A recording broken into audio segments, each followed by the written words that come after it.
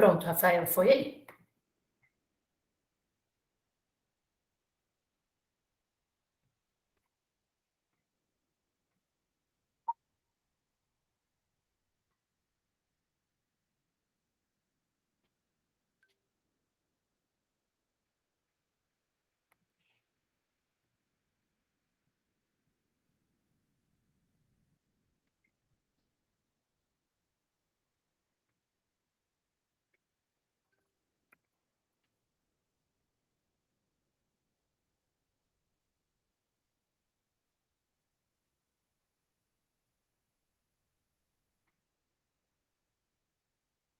Peraí que eu vou só...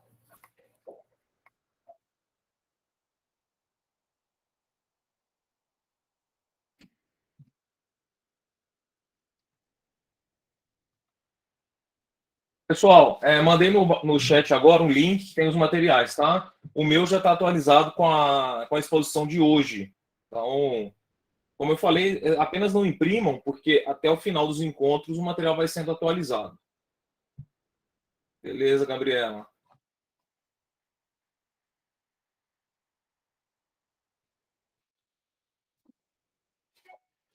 Carol, vamos lá? Vamos, a gente pode começar. Você estava acendendo a luz aqui, vamos ficar no escuro. Bom, pessoal, então, boa tarde a todas e a todos. Um prazer recebê-los e recebê-las novamente aqui nesses nossos encontros vespertinos, né?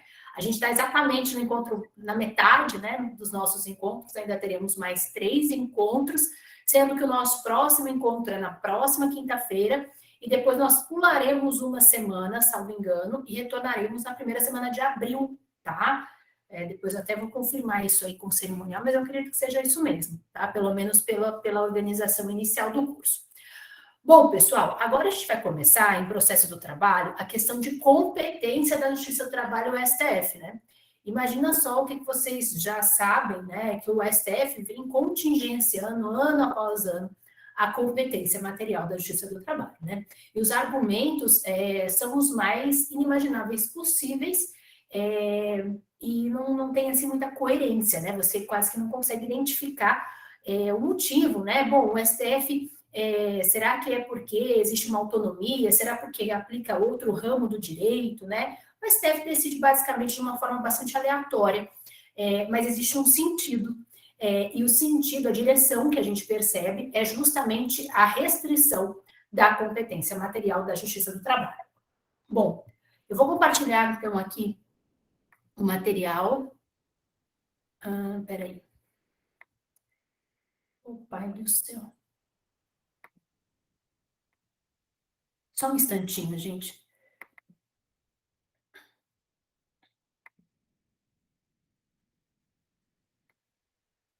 Rafael, eu acabei de te mandar, sumiu o arquivo de novo, gente.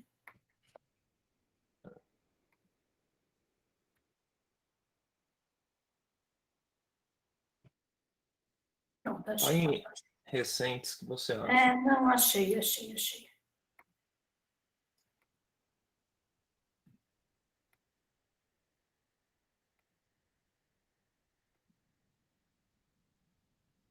Então é isso. Silvia. A Silvia está aqui, minha amiga.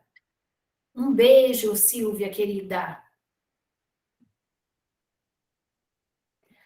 Bom, então a semana que vem realmente nós pularíamos, tá? E retomaremos então na primeira semana de abril, viu? Gente, então vamos lá, né? Competência material da Justiça do Trabalho. Eu vou começar tratando com vocês aqui da questão de servidores públicos, então, precisamente do artigo 114, inciso 1º da Constituição da República, notadamente relativamente aos servidores públicos, né? E isso já é um mundo de coisa para a gente comentar, porque são várias reclamações, são vários temas da tabela de repercussão geral, né? Se engana quem pensa que essa temática se esgota na DI 3395. Na verdade, a DI 3395 é somente o início da nossa discussão, tá? Mas como essa questão tangencia um pouco de... 28. Oi? Grupo de trabalho. O microfone ligado aí, pessoal. Então, assim, para mim não dá, entendeu? Não dá. Peraí, gente. Pronto, deu certo. Deu certo? Tá. Não, é que eu achei que estavam falando comigo mesmo. Desculpem. Mas assim, como essa questão tangencia um pouco o direito administrativo, às vezes é um pouco confuso, porque tem emenda constitucional nessa história, tem declaração de inconstitucionalidade em medida cautelar, a medida liminar ainda não referendada, né, ainda não julgada definitivamente. Então, assim, eu vou fazer uma explanaçãozinha breve para vocês aqui sobre as formas de vinculação, né, de um servidor público com o Estado, com os entes de administração pública direta e indireta. Bom, vamos lá, então. Quais as formas de vinculação, então, né, funcional de um servidor com a administração pública direta ou indireta? A primeira forma é o regime estatutário, isto é, o ente público gesta uma forma particular de contratação mediante lei específica, tá? Então, por exemplo, no âmbito da União, tem a Lei 8.112, que é conhecida de todas e de todos nós. Bom, depois nós temos o regime, que é o regime contratual ou seletista de contratação. É um empregado, inclusive um empregado público. E aí nós temos o regime contratual temporário, né, que está previsto no artigo 37, inciso 9, para necessidade excepcional de interesse público. E eu colocaria, inclusive, aí a contratação em comissão. Agora, essa questão da contratação em comissão, há quem coloque dentro do regime estatutário ou seletista, porque, de fato, acaba que a natureza do vínculo seria mais ou menos essa. A gente vai ver que pelo STF não, tá? Mas, enfim, são essas três formas de vinculação do servidor público à administração pública direta ou indireta. Bem, e aí, quando a gente, então, começa a analisar a forma de vinculação junto à administração pública direta e indireta, a gente tem que separar, de um lado, as chamadas empresas estatais, né, que são empresas públicas e sociedades de economia mista, e as demais figuras da administração direta ou indireta, como, por exemplo, autarquias, fundações, União, Estado, município, Distrito Federal e territórios. Há uma diferença, tá? Primeiro, em se tratando de empresas estatais, né? Então, sociedade de economia mista, empresas públicas, o regime de contratação é o regime contratual, é o regime seletista de admissão de pessoal, tá? Agora, quando a gente entra na administração direta, autárquica ou fundacional, as coisas começam a ficar um pouco mais complexas, tá? E nós temos um quadro antes da emenda constitucional 19 de 98 e um quadro posterior à emenda constitucional 19 de 98. E nessa história ainda entra uma ADI pendente até agora de julgamento pelo STF, tá bom? Bom, vamos lá. Em se tratando da administração direta, autárquica e fundacional, quadro antes da emenda constitucional 19 de 98. Bem, se o município de São Judas da Botinha, que é o meu município fictício favorito, né, se ele quisesse contratar, né, admitir pessoal, né, sei lá, na saúde, na segurança, na administração, enfim, né, nos serviços que sejam administrativos, como que ele faz, né? Que regime ele adota? Um primeiro posicionamento. Pode adotar tanto o regime seletista quanto o regime estatutário. Agora, se escolher um ou outro, tem que aplicar para todo o quadro. Por quê? Porque a Constituição instituía, antes da emenda constitucional 19 de 98, que a gente vai ver que foi afastada, né, sua constitucionalidade, o regime jurídico único. Então, ele pode escolher. O município de São Judas da Botinha, ele pode falar, eu quero ser estatutário, eu quero ser seletista. Agora, se ele optar por ser estatutário, todo o quadro dele tem que ser de estatutários. Então, ele tem que contratar o médico como estatutário, ele tem que contratar o auxiliar de serviços gerais como estatutário, ele tem que contratar o agente de segurança como estatutário, todo o quadro de pessoal, tá? Não, eu quero ser seletista, todo mundo seletista. Bom, segundo posicionamento, podem ser adotados ambos os regimes, mas para funções diversas. Ah, como assim? Então, todos os médicos têm que ser estatutários, mas todos os auxiliares, por exemplo, de serviços gerais, podem ser seletistas, ou vice-versa, tá? Então, o regime jurídico único seria basicamente isso. Bem, terceira posição, que é a posição, na verdade, que prevalece, né, na doutrina e na jurisprudência. O regime necessariamente é o estatutário. Por quê? Porque para a administração pública direta, tá? Autárquica e fundacional. Esse é o regime que a Constituição coloca quando alude ao regime jurídico único. Só pode ser o estatutário, não é o contratual, tá bom?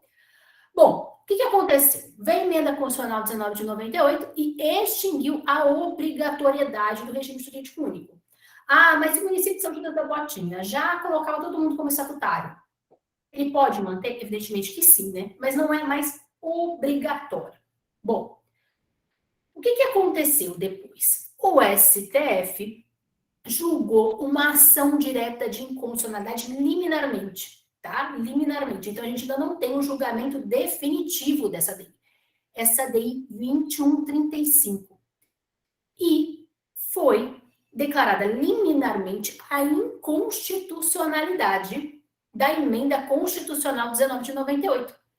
Com isso, foi restaurada a redação original do artigo 39 da Constituição da República e revigorou o regime jurídico único para os servidores da administração direta, autárquica e fundacional. Então, a gente volta naquelas três correntes, tá bom?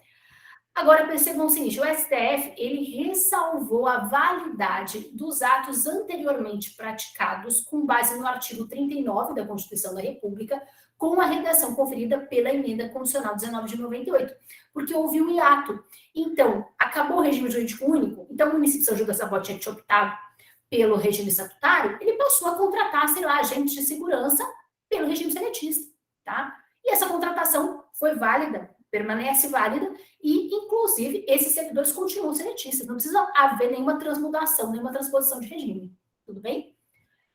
Bom, o que acontece, então, pessoal? Nós temos esse quadro, tá? Esse quadro.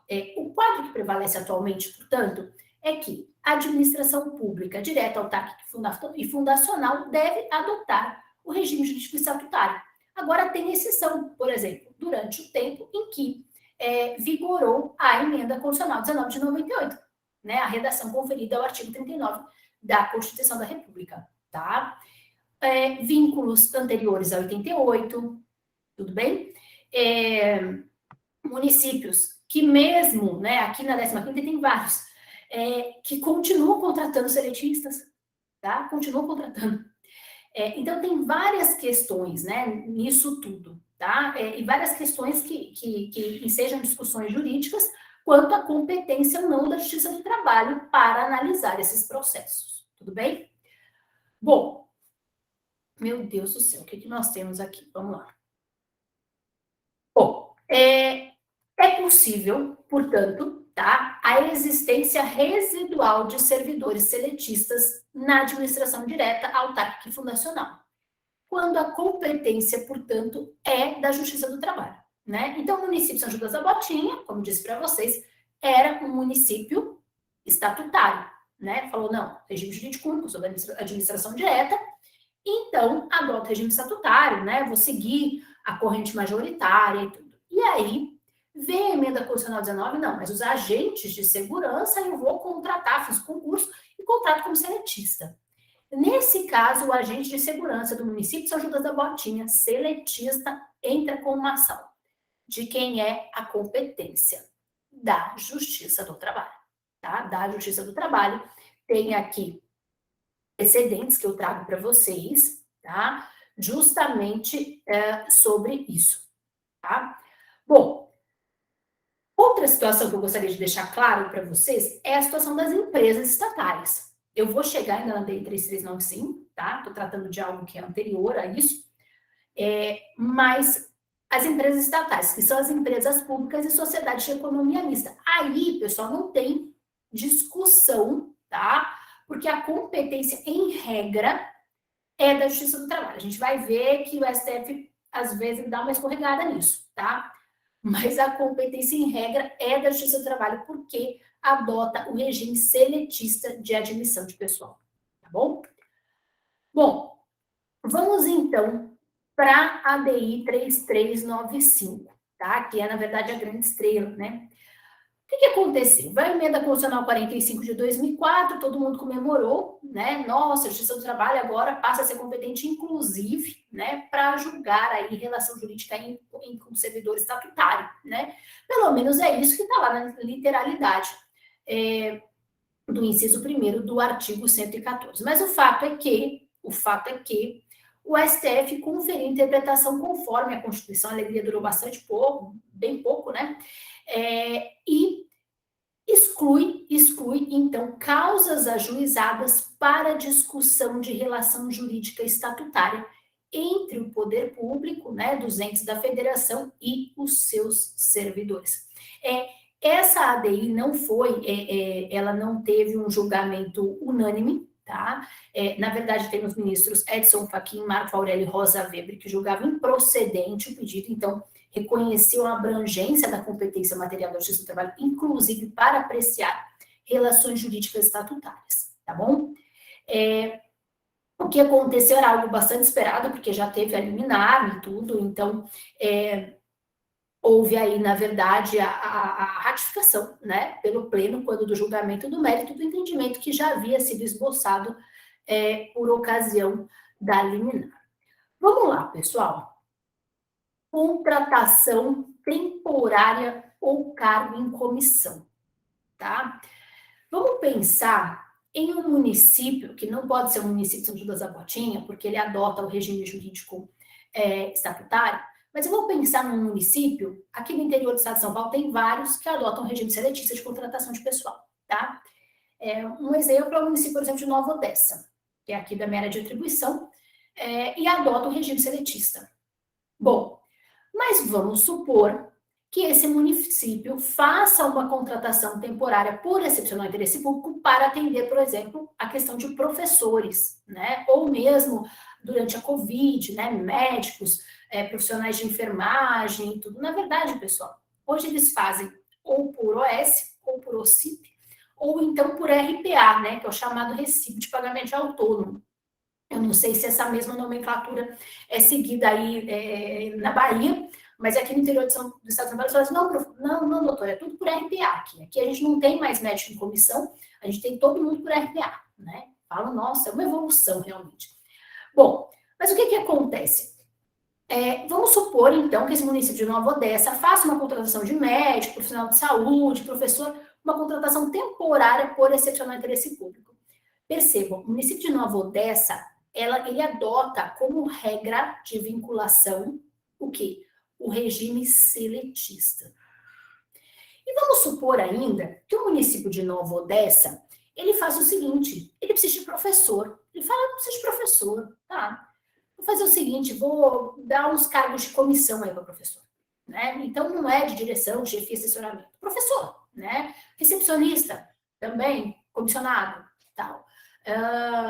Sei lá, auxiliar administrativo, também comissionado, né? Você tem chefe, não, chefe de ninguém, o que você faz? Fica o dia inteiro na biblioteca, tal, separa o livro, é mais ou menos desse jeito que acontece, né?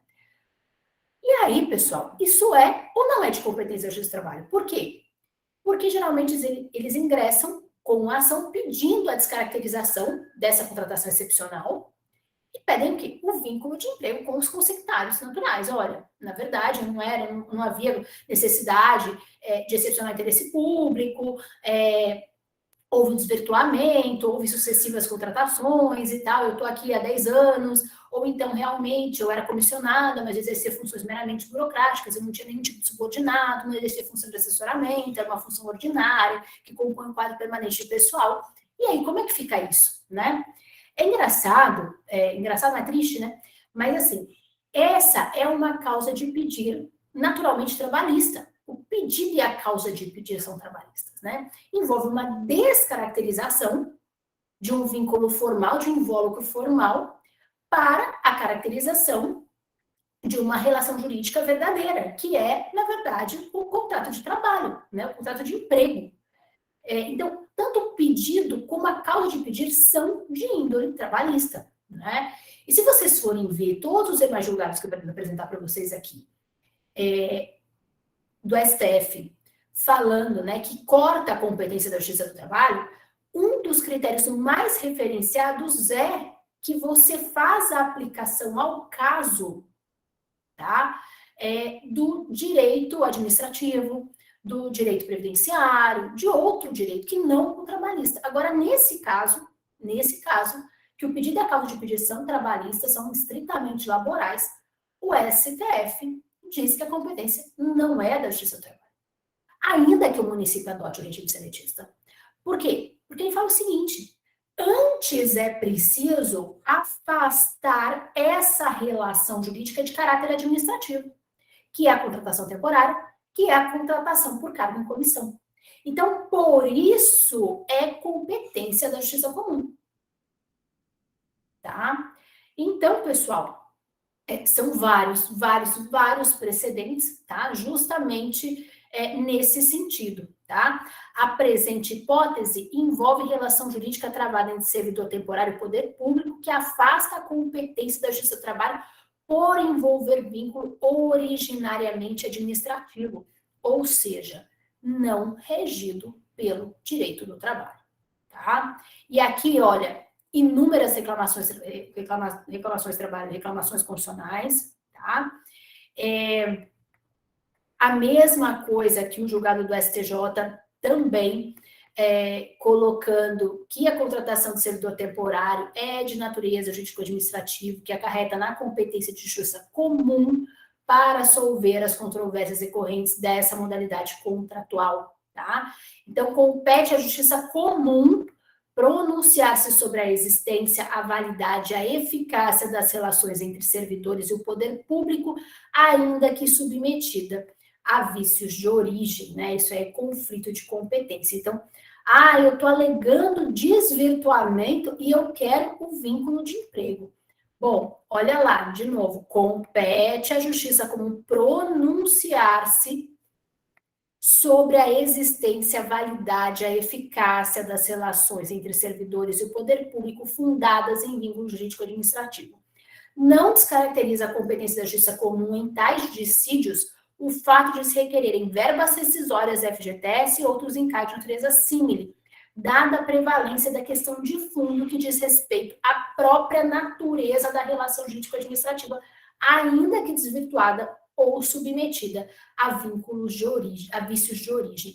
É engraçado porque, assim, meio trágico, mas no MPT, a gente insiste muito nessa competência, né? A gente fala assim, não, mas a competência, se o município adota regime jurídico seletista, né? E teve uma contratação temporária por excepcional interesse público, teve uma contratação por cargo em comissão, e houve desvirtuamento, a competência é nossa e a gente entra com essa ação mesmo antes do trabalho, né?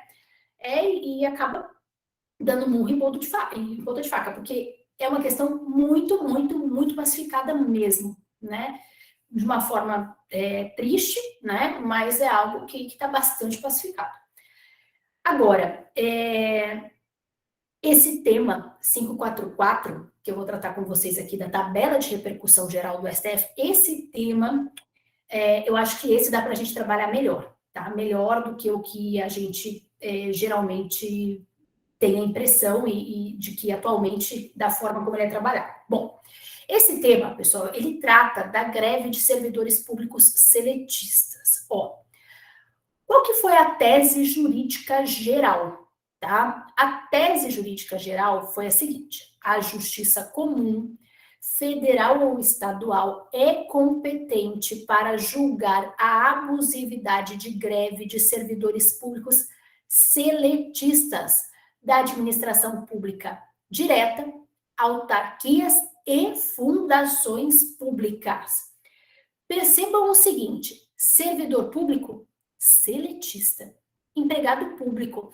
Então, se tiver uma greve no município de Nova Odessa, que é um município que adota o regime seletista da administração direta, a competência para declarar abusividade ou não dessa greve é da Justiça Comum? Se vocês lerem única e exclusivamente a tese fixada no tema 544, vocês vão dizer para mim, tá? E aí eu digo para vocês da importância da gente entender os fatos e a razão de decidir de determinada tese jurídica geral. Porque o STF fixou isso de uma maneira bastante genérica, mas não me parece que essa tese possa ser aplicada dessa forma tão genérica. Bom, Vamos entender o caso, né, do litigation case aqui, que ensejou, então, a proclamação desse tema 544. Olha, o caso envolvia uma greve de guardas municipais. De guardas municipais. E se vocês fizerem a leitura do acórdão do STF, é deixado bastante claro o tempo inteiro que, na verdade, o que atrai a competência da justiça comum é a essencialidade dos serviços, é a natureza das atividades desempenhadas por aquela categoria de guarda municipal. Por quê, gente? Guarda municipal desempenha uma função, né, uma função típica de Estado. Por quê? O poder de polícia estatal. Né? Guarda municipal exerce poder de polícia. Então, atividade típica de Estado. Típica, núcleo duro, né? Poder de polícia você, evidentemente, não vai poder delegar. Agora, então, o STF fez uma tese, me parece, bastante ampla, né? E meio que divorciada dos fatos. Porque os fatos aqui dizem respeito a uma greve de uma categoria específica que exerce poder de polícia estatal, que é essencial. E aqui a tônica da Suprema Corte, nossa Suprema Corte, foi, na verdade, a natureza da atividade efetivamente desempenhada. E aí eu digo para vocês que abre-se a possibilidade de fazermos o quê? A distinção, né? Se chega algo, por exemplo, que a gente vislumbrava naquela antiga classificação de atividade meia, atividade fim passível de terceirização, não me parece que se o município adotar o regime jurídico seletista, a competência seja da justiça comum, não, tá? Vamos pensar que seja uma greve das recepcionistas do município de Nova Odessa. Quando a gente pensa no antigo critério da súmula 331, a gente pensa que aquilo é uma atividade em tese que era passível de terceirização, né? Recepcionista do MPT, por exemplo, é terceirizado, né? Bom, o que é que vocês me dizem? Isso seria de competência da Justiça do Trabalho, se o município de Nova Odessa adota o regime seletista, ou seria de competência da Justiça Comum? Exerce poder de polícia, exerce função típica de Estado, essa categoria grevista? Não.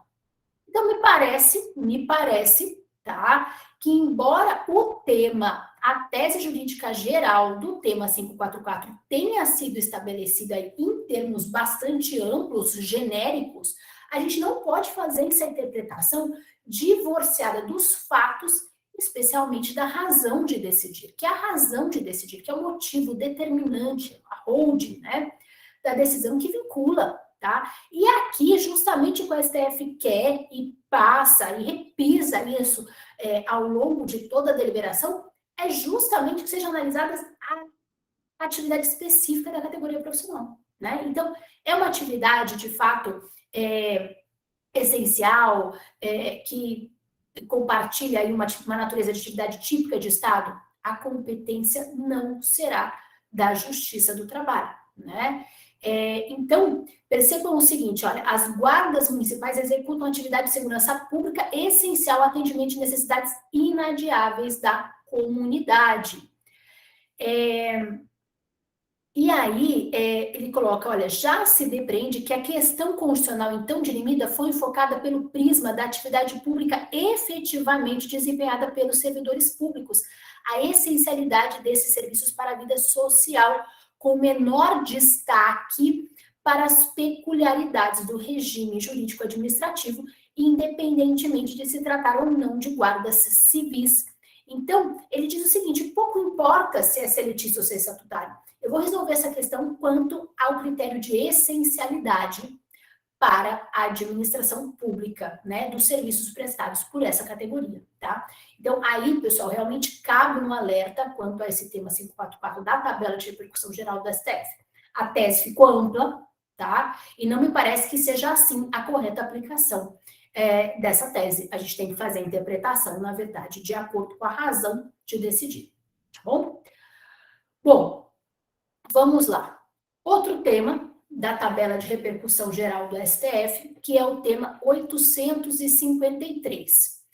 Compete à Justiça do Trabalho processar e julgar demandas visando a obter prestações de natureza trabalhista ajuizadas contra órgãos da administração pública por servidores que ingressaram em seus quadros sem concurso público antes do advento da Constituição de 88, sob regime da consolidação das leis do trabalho.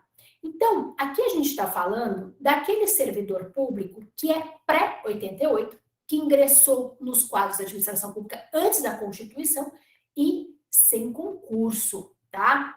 Bom, nesse caso, a competência é da Justiça do Trabalho, o voto é bastante enxuto, porque, na verdade, trata-se de uma reafirmação de julgados anteriores, de uma jurisprudência bastante remansosa, mas vamos aqui aos fatos do leading case, tá? Era uma senhora que foi admitida em 82 por meio de um contrato seletista e sem aprovação em concurso público, tá? E era professora. Então, com a Constituição de 88, ela adquiriu estabilidade. Bom, veio o regime jurídico único para os servidores públicos do estado do Piauí. Mas, nesse caso, como ela era pré-88, admitida sem concurso, não há alteração, a transmudação de regime, tá? Bom, e aí o que ela pede?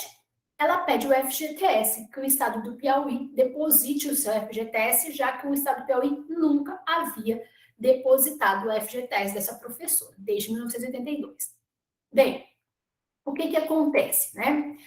A razão de decidir, como eu disse para vocês, uma razão de decidir enxuta, né? É uma reafirmação de jurisprudência, é basicamente o seguinte, né? Quando o ingresso anterior à Constituição de 88, não é possível a transmudação do regime. Então, o vínculo permanece seletista. E se permanece seletista, a competência é da Justiça do Trabalho. Por que que não é possível a transmudação do regime? Basicamente porque o STF aqui já decidiu em controle concentrado de constitucionalidade na ADI 1150, tá?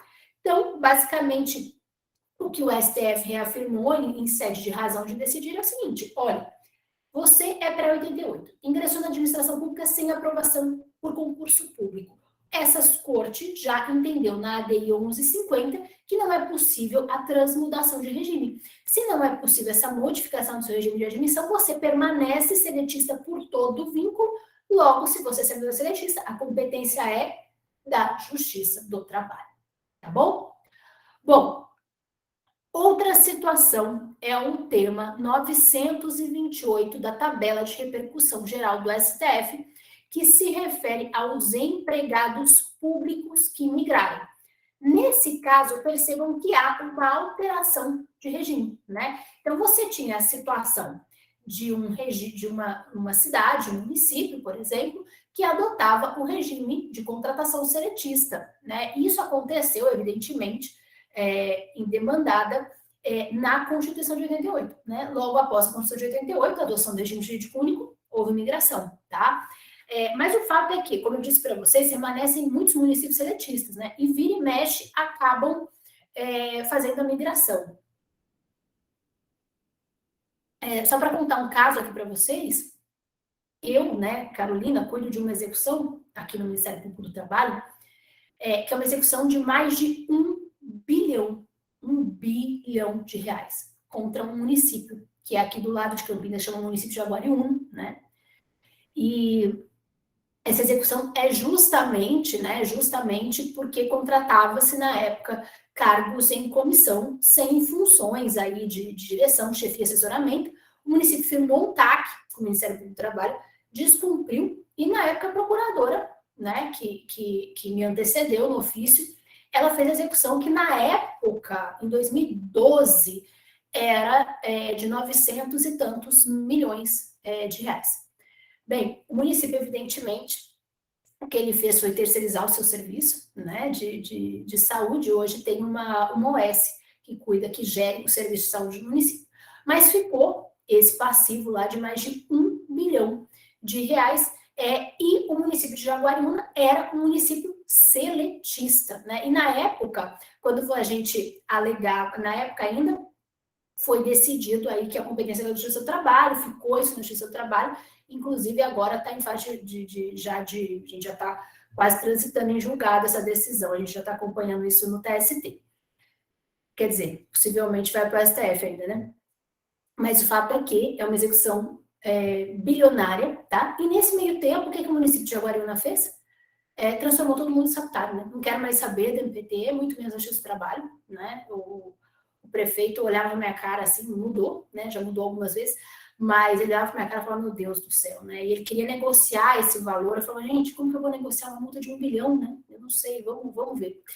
E agora deve estar pior ainda, muito pior. Bom, mas vamos lá, né? Vamos lá para o tema 928. Competência da Justiça do Trabalho para processar e julgar ação que discute verbas trabalhistas referentes a período regido pela CLT, supostamente devidas a empregados públicos que migraram posteriormente para o regime estatutário. Pessoal, competência da Justiça do Trabalho relativamente ao período anterior à migração, né? Então, o município era seletista, migrou para o estatutário. A competência é da Justiça do Trabalho. Mas vamos lá para os fatos, tá?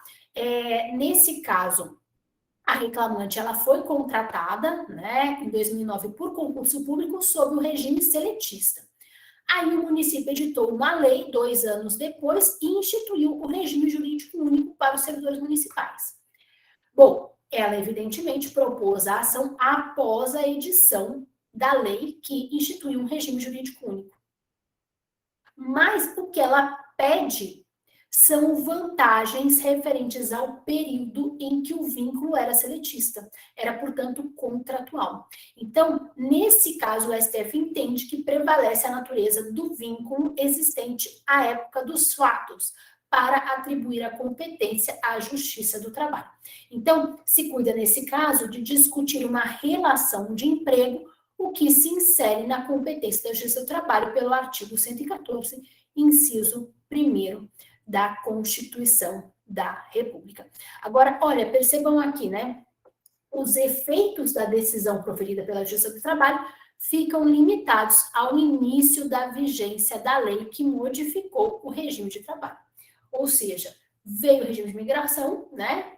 Virou estatutário, se virou estatutário, acabou a conversa. A competência não é mais da Justiça do Trabalho, tá? Mais um tema, pessoal. O tema 994 da lista de repercussão geral do STF. Contribuição sindical de servidor estatutário. Olha lá.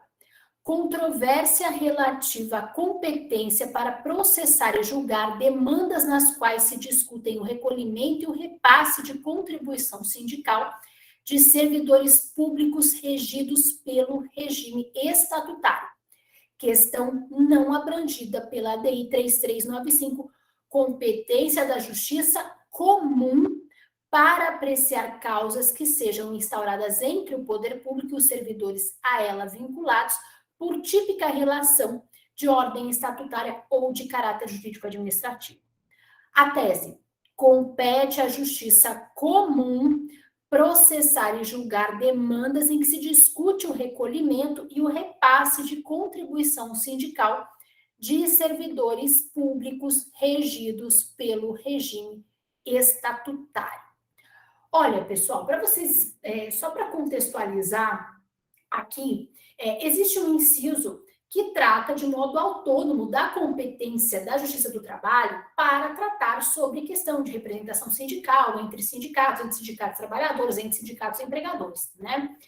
E aí, a discussão central desse processo, desse leading case, era se a interpretação desse inciso deveria se fazer de acordo, né, sob o guarda-chuva do que foi decidido na DI 3395, ou se seria uma interpretação autônoma. Olha, aqui no caso, como se enquadra em outro inciso, que não o artigo 114, inciso 1º da Constituição da República, então aqui o caso é realmente de si atribuir a competência à Justiça do Trabalho, porque aqui se trata de uma ação entre sindicato e trabalhador, entre sindicato e empregador, e empresa, enfim, poder público. Bom, e aí, pessoal, a questão era a contribuição sindical de servidores da Defensoria Pública do Estado do Amazonas, né?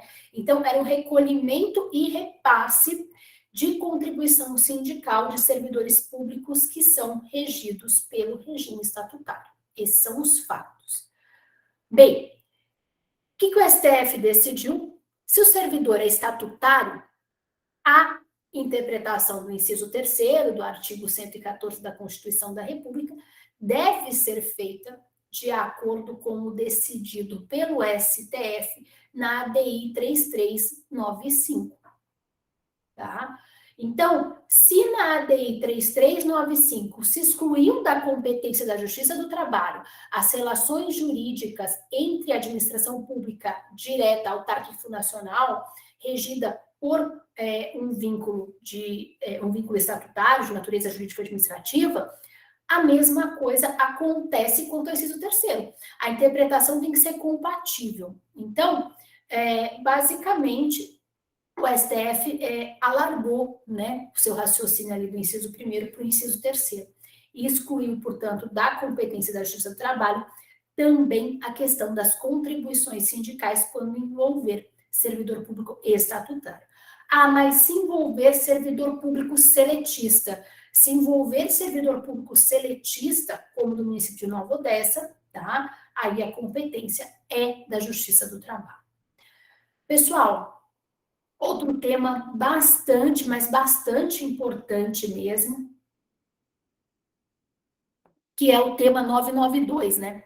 Na época, eu fiz, inclusive, os embargos de declaração pela Associação Nacional dos Procuradores e das Procuradoras do Trabalho para a modulação dos efeitos da tese jurídica geral fixada pelo tema 992, né? E esses embargos, juntamente com outros embargos, né, de outras entidades, foram acolhidos pelo STF. Houve a modulação dos efeitos, né? Porque seria muito complicado, né, em termos de gestão aí de tudo que já havia sido julgado pelo STF. Bom, aqui, pessoal, é a competência da Justiça do Trabalho quanto à fase pré-contratual da administração pública, tá? Eu vou conversar com vocês, explicar primeiro, né, o tema 992, a tese jurídica geral que foi fixada, depois falo um pouquinho para vocês da modulação dos efeitos. Bom, compete à Justiça Comum processar e julgar controvérsias relacionadas à fase pré-contratual de seleção e de admissão de pessoal e eventual nulidade do certame em face da administração pública, direta e indireta, nas hipóteses em que é adotado o regime seletista de contratação de pessoas, salvo quando a sentença de mérito tiver sido proferida antes de 6 de junho de 2018, situação em que até o trânsito em julgado e sua execução, a competência continuará a ser da Justiça do Trabalho. Pessoal, eu sou assim, eu sou totalmente envolvida por esse tema 992, né? Quando eu cheguei aqui em Campinas, em 2013, eu peguei um ofício que era especializado em administração pública. Então, meu ofício tem muita coisa de administração pública. E tem uma ação, que é uma ação civil pública, mas ela é horrorosa, né? Ela é horrorosa porque ela me faz parecer a bruxa malvada da Disney, né? Da Malévola, sei lá, uma bruxa pior ainda. Que é o seguinte, foi uma ação civil pública que foi ajuizada pela minha antecessora, né? Mas eu peguei ela desde o início, né? Eu fiz a réplica, acompanhei esse processo desde o início. Enfim, esse processo é terrível na minha vida. Eu tenho a impressão que eu vou morrer e levar ele junto comigo dentro do caixão, porque é um rolo imenso, tá?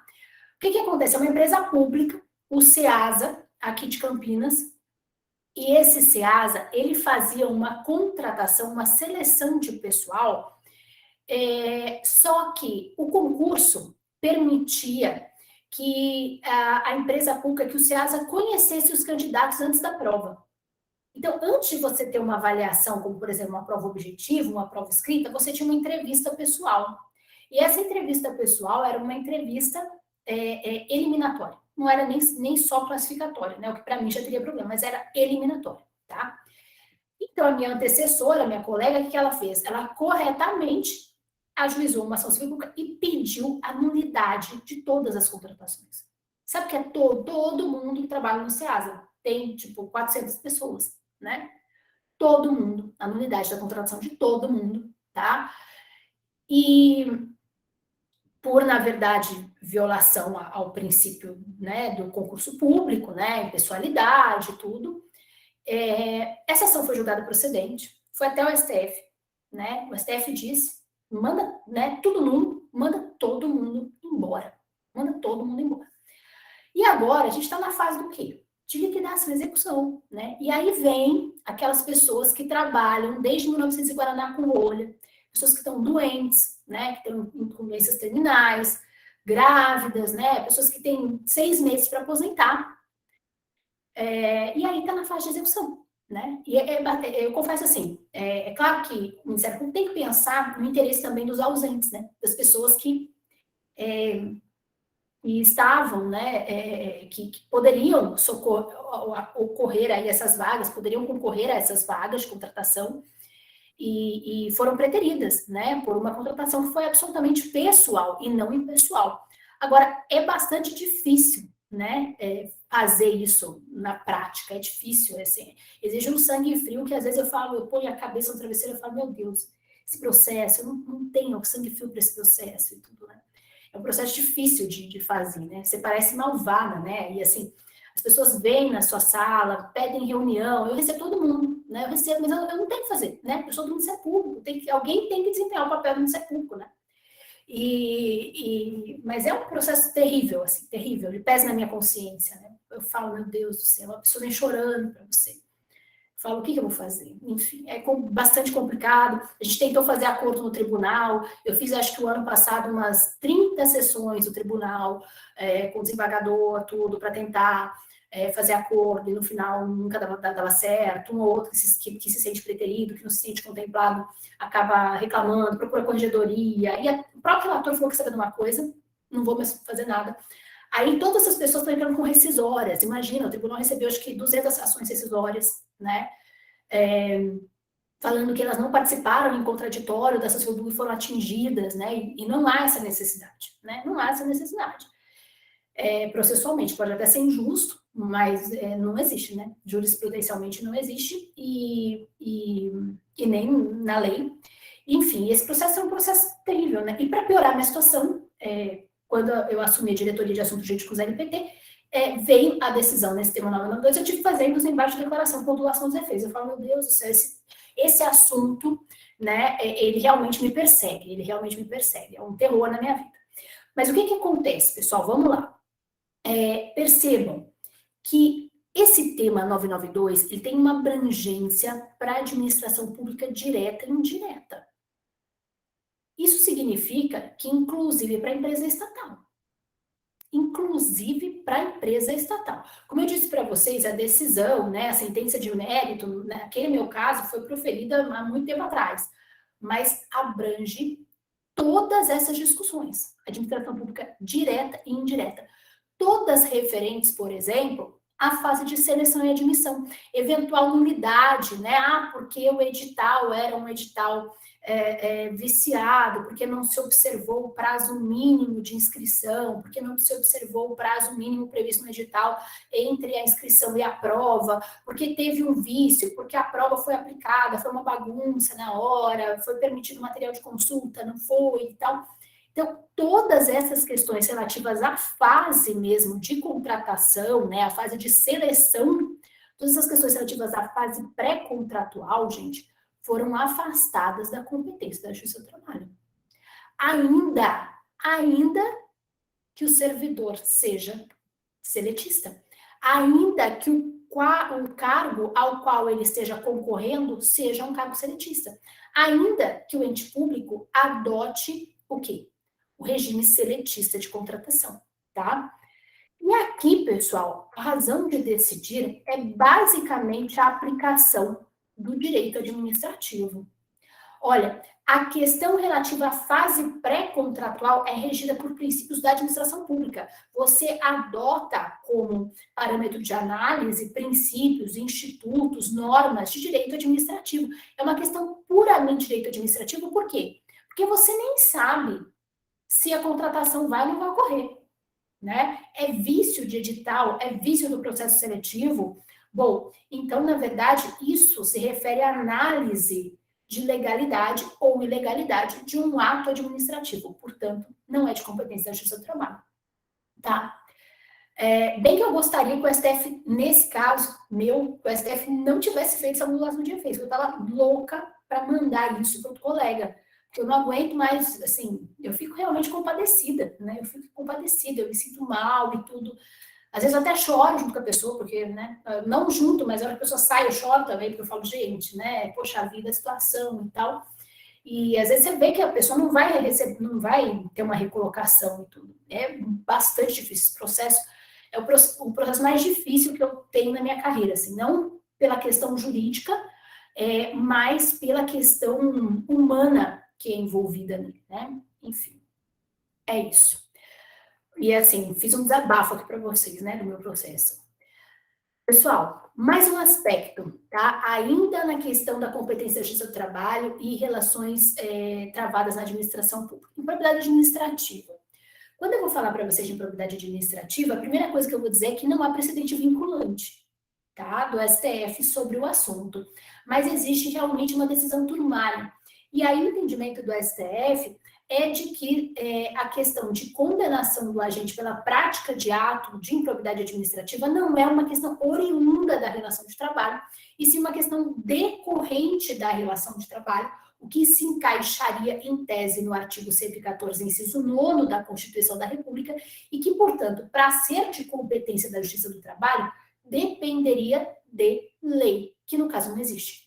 Tá? Que no caso não existe. Então, o Ministério Público do Trabalho não tem legitimidade para propor ação civil pública por ato de improbidade administrativa, e assim, eu já fiz de um tudo meio que nessa minha vida, né? E aí também eu já processei um dirigente sindical por improbidade administrativa. Quando eu entrei no Ministério Público do Trabalho, eu falei, eu vou entrar com essa ação de improbidade administrativa, porque na época tinha um imposto sindical, a contribuição sindical obrigatória, e aí o cara realmente, né, ficou comprovado lá as escâncaras que o cara realmente embolsava lá essa contribuição sindical obrigatória e improbidade administrativa, improbidade. Então, eu entrei com ação civil pública no TRT da 14ª Região, pedindo improbidade administrativa. Lembro que eu fiz a audiência inaugural, pedi para o juiz a adaptação do rito da ação civil pública para a Lei 8429, inclusive com a possibilidade de oferecimento de defesa prévia e tudo. E aí o juiz falou, não, realmente vamos aqui adaptar e receber a improbidade administrativa. Depois eu soube, evidentemente, que foi declarada a incompetência da Justiça do Trabalho, né? O tribunal declarou a incompetência da Justiça do Trabalho. Mas é isso. Mas eu também já processei por improbidade administrativa, o STF já disse que não é minha competência, né? Eu fiz, mas não devia ter feito. Bom, o que acontece aqui? Nesse caso, né, também, ó, precedente aí do TST, né, o TST já decidiu diversas vezes, né, que a competência também não é da Justiça do Trabalho, tá? Então, também, precedente do TST e do STF é meio que insistir em algo que também já não, infelizmente, não é da nossa competência. Deveria ser, né, gente? Deveria ser, porque, na verdade, existe uma unidade de convicção, um aproveitamento dos atos processuais praticados e tudo. Então, eu entendo que deveria ser, mas não, enfim. Bom, Rafa, você quer falar sobre... Você quer entrar no seu ou eu falo sobre o meu ambiente de trabalho? Porque o meu ambiente de trabalho é um pouco extenso. Não, eu posso entrar. Eu só preciso trocar de computador, Carol. Se você puder falar mais 5 minutinhos, eu vou trocar aqui e já entro. Tá. Pessoal, então, só para introduzir aqui a questão, né, uma questão também de administração pública, é uma controvérsia saber se as ações, né, em que se discutam normas relativas a meio ambiente de trabalho são ou não são de competência da Justiça do Trabalho. E aí eu digo para vocês que nós temos uma estranha exceção, né, uma estranha exceção, e que o STF diz que a competência é da Justiça do Trabalho. Isso está na súmula 736 do STF, só que a súmula 736 do STF é um enunciado genérico, abstrato, tudo, e aí a gente vai analisar, né, no nosso próximo encontro a razão de decidir, ou as razões de decidir, e também os fatos, né, desse precedente aí, que ensejou a edição da súmula 736. É importante eu já vou adiantar para vocês uma outra conclusão, que é a seguinte, embora a súmula 736, o precedente da súmula 736 versasse também sobre um meio ambiente de trabalho em que existiam também terceirizados, portanto, empregados, né, de uma empresa privada, e o meio ambiente, na verdade, é uno, nós temos reclamações posteriores do Supremo Tribunal Federal, reafirmando, tá, a competência da Justiça do Trabalho, ainda que aquele ambiente de trabalho seja frequentado, seja utilizado única e exclusivamente por servidores estatutários, porque ele fala que a causa de pedir e o pedido se refere a normas de saúde e segurança, tipicamente laborais, né? Por isso que eu falo para vocês que não existe uma congruência aí entre o entendimento do STF, né? A razão de decidir não é uma razão de decidir que seja uniforme, tá? Rafa, conseguiu? Acho que ele não conseguiu, né? Professora, doutora Silvia fez uma pergunta no chat. Deixa eu ver aqui. Carol, na sua opinião, o pedido de unidade de contratação. Então, olha, Silvia, eu acho que a gente poderia fazer... Você está falando RPA? O que é esse? Você já respondeu antes, Já? né? Já respondeu. No final da sua explanação, você já respondeu essa pergunta, já disse que não era competente. Não tem escapatória para minha ação civil pública. Qual que é? O que é REDA? O que é essa REDA? É o REDA, é o Regime Especial de Contratação. Ah, né? de contratação. Tá. É complicado, Silvia. É bem complicado, porque a gente está assim, essa questão de administração pública, a gente está perdendo muito feio. A gente está apanhando muito feio, né? E é para contratação temporária, tá? Exatamente. Não tem jeito. Não tem jeito, assim, é muita jurisprudência contrária. E aí, assim, é reclamação constitucional, viu? Vai direto. E vai ter salto, inclusive. Porque ele entende que aí guarda congruência com o decidido na Lei 3395. Vai direto. É que, assim, o MPT, a gente atua muito ainda nisso, gente, é impressionante. E a gente atua muito, inclusive, na esfera extrajudicial. Né? É engraçado, os prefeitos e tudo dialogam muito com a gente acaba fazendo, né? Mas, assim, a gente sabe que também tá fora aí do STF, né? Mas a esfera está extrajudicial, então a gente mantém. Gente, Rafa, tudo certo aí? Bom, então, vou passar a palavra para o Rafael aqui. Tem uma do Igor. Peraí, desculpa, gente, que eu perdi. Desculpa, Igor.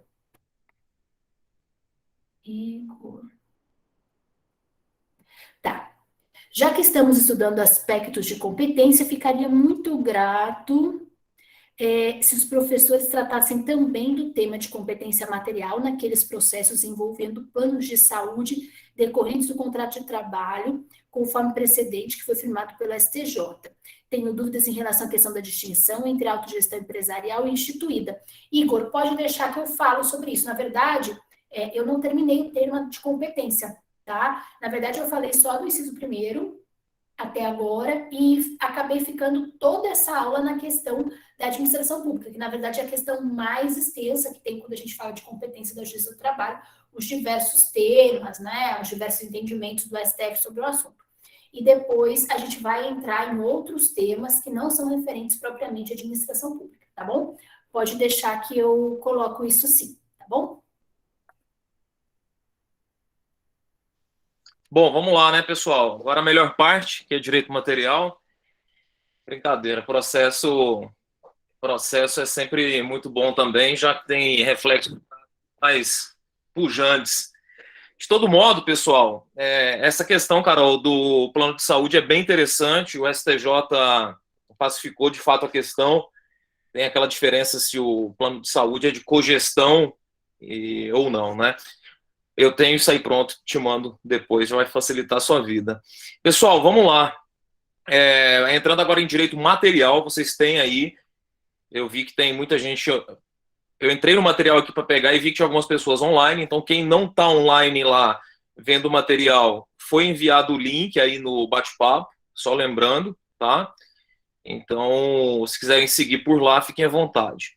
Vocês estão vendo a minha tela aí? Na aula passada, nós terminamos a parte de terceirização, era uma parte realmente muito extensa, né?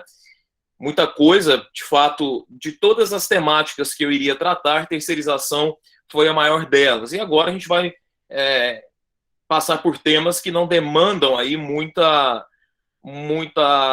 explicação e também não demanda muita análise da jurisprudência do Tribunal Superior do Trabalho depois do que o STF decidiu. Eu quero começar aí pela constitucionalidade da Lei 11.442 de 2007, né?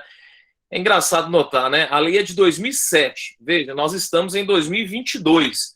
Ou seja, mais 15 anos para o Supremo Tribunal Federal decidir um tema. É claro que a ADI foi ajuizada um pouco depois, mas isso só reflete a total insegurança jurídica aí do Brasil, né? Bom, o que aconteceu, pessoal? A Lei 11.442 de 2007, ela regulamenta o famoso TAC, né? Não é o TAC do MPT, não. É o Transportador Autônomo de Cargas. E aí, como o próprio nome indica, né? Ele é autônomo e, portanto, essa lei afasta qualquer tipo de relação de emprego subjacente. E o que é o grande fundamento do Supremo Tribunal Federal nessa quadra histórica, né? Nós vivemos uma quadra histórica, sem dúvida nenhuma, de esvaziamento, eu não tenho receio nenhum de dizer isso, esvaziamento do direito do trabalho no Supremo Tribunal Federal. Até o professor Feliciano, ele tem, assisti há algum tempo uma palestra dele, Carol, muito interessante, que ele vai demonstrando a flexibilização de direitos sociais pelo Supremo Tribunal Federal nos últimos tempos, né?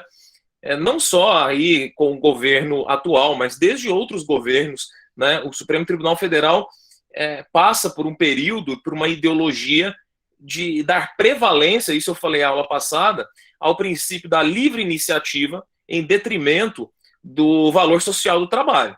Tá? E são dois grandes os fundamentos aqui para a constitucionalidade dessa norma. A primeira é realmente o princípio da livre iniciativa, né, esculpido lá no artigo 170 da Constituição.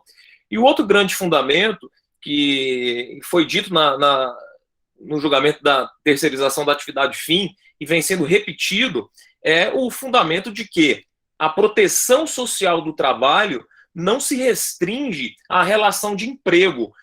Segundo o STF, é também possível concretizar a tutela do trabalho por meio de outras relações de trabalho que não sejam a relação de emprego, né? Isso foi dito e é dito em todos os casos em que tem sido aí afastada a relação de emprego, como se deu na questão do salão parceiro, como se deu aí no TAC, em outras tantas, entre tantos outros casos, né?